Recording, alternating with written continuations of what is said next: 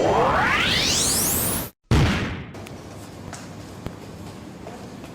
hi LG. Hi. How's your life? I've been busy with assignments, but I'm free now. Do you want to go find a place where we can chat? Sure. Let's go.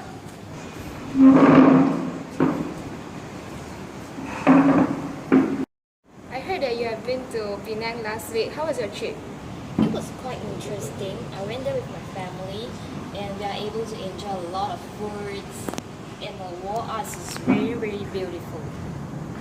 It sounds interesting. Anyways, I'll be going there with my family next week. Well, have fun then. Oh, by the way, that is the general election on next week. Is it on the 5th of May? I think I will be back by then. Well, I have class right now, so see you on the election day. Bye. Bye.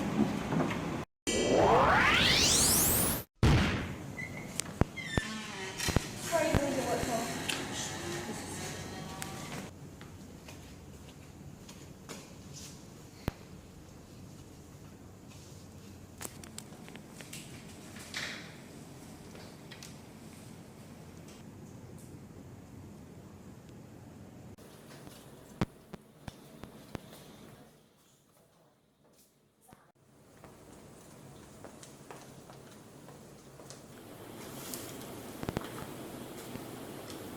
Superman, Batman, Superman, Superman, Superman. Blackout ah? Batman has won the election. No, Superman, why you lose? Superman, Superman. Excuse me, sir. Yes? Would you like to spare a minute or so for an interview? Okay, sure. What is your thought for the blackout and how justifiable for the votes from the blackout to be valid? We cannot prove that the blackout is done intentionally or not, but clearly, as fellow Malaysian, we can see that the blackout is the key for Batman in winning the election. I strongly condemn the mistake done by the electoral board and hope for a better and fair election.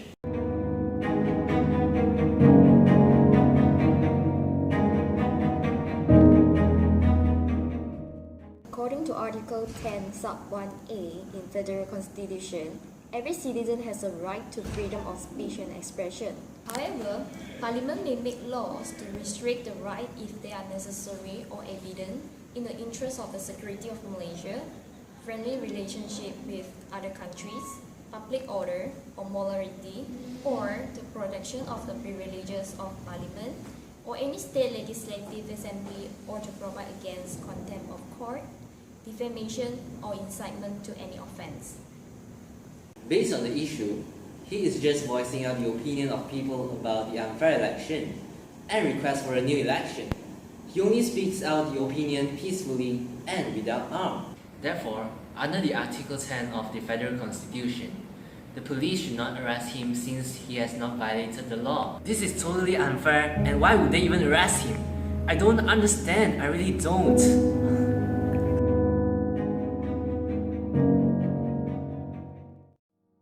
What is Sedition Act 1948? Let us take a look at the screen here.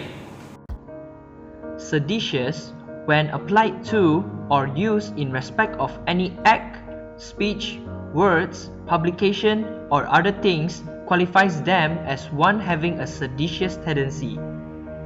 This means that the people in the nation are not allowed to discuss about sensitive issues that contain seditious tendency.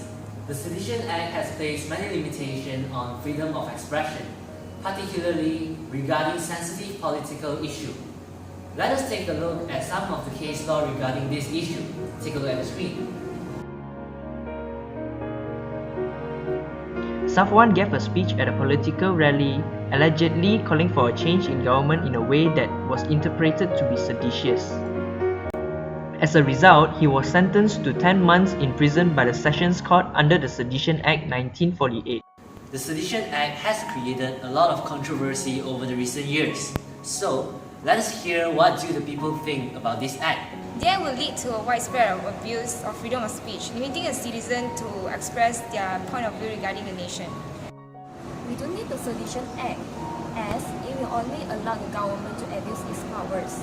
Firstly, the scope and the concept of the act is very wide, and so are the implications. For that reason, I have always felt it is not a good law.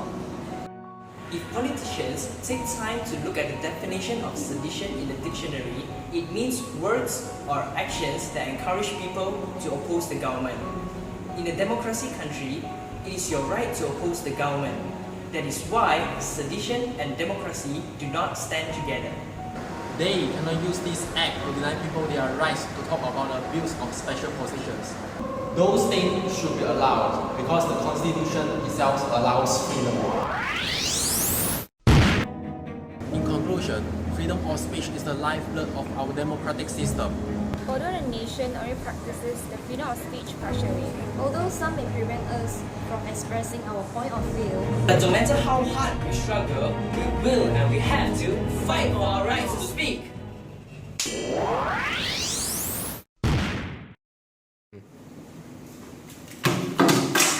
Hello, how can I help you, sir? I want to organize a rally. Rally for. Rally lah.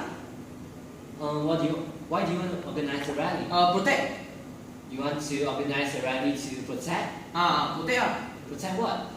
I don't know, just protect lah, protect. Oh, so I guess you want to protect your rights? Maybe. Protect lah, maybe lah. Well, okay.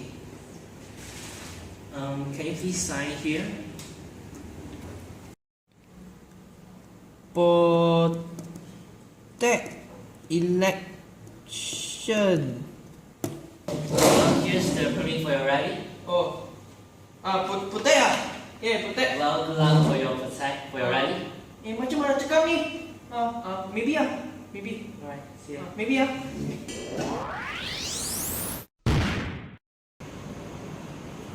Clean election, fair election. Clean election, fair election. Clean election, fair election. Clean election, fair election. Fair election, clean election. Fair election, clean election. Fair election, clean election. Fair election, clean election. Hi, Ms. Ling. Do you have some time for an interview? Yeah, sure. In Malaysia law, what is meant by the freedom of assembly? In Malaysia, the right of freedom of assembly is guaranteed under the Article 10 Sub 1B of the Federal Constitution, which provides that all citizens have the right to assemble peacefully and without arms. Well, are there any exceptions for this right? These freedom and rights are not absolute because Article 10 Sub 2, 3 and 4 permits Parliament to impose restrictions in the interest of security of federation, friendly relation with other countries, public order and morality. And why is this so? Well, this is to protect the privileges of Parliament, to provide against contempt of court, defamation or incitement to any offence. Another law that curtailed the freedom of assembly under Article 10 is the Police Act 1967, which criminalized the gathering of 5 or more people in a public place without a permit. However, the relevant sections of the Police Act dealing with such gatherings have been repealed by the Police Amendment Act 2012, which came into operation on 23rd April 2012. The Peaceful Assembly Act 2012, which came into operation on the same day, replaced the Police Act as the principal legislation dealing with public gatherings. The Peaceful Assembly Act gives citizens the right to organize and participate in peaceful assemblies subject to the restriction under the Act.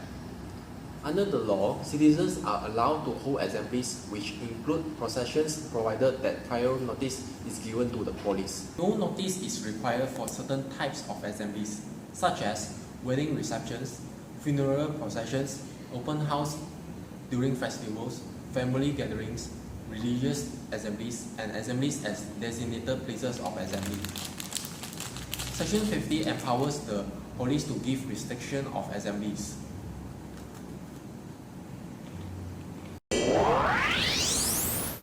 In conclusion, we have the rights to assemble and express our point of view. However, it has to be done legally and in a democratic way.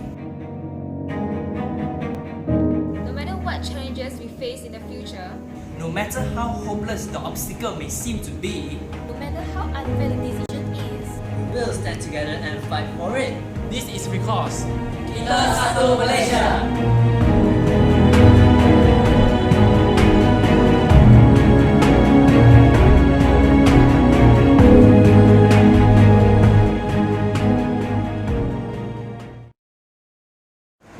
they cannot use this right. They cannot use this right to talk. Stop. Those things should be allowed because the Constitution. no matter how hopeless the obstacle. So, you want to protect your rights? Protect. Maybe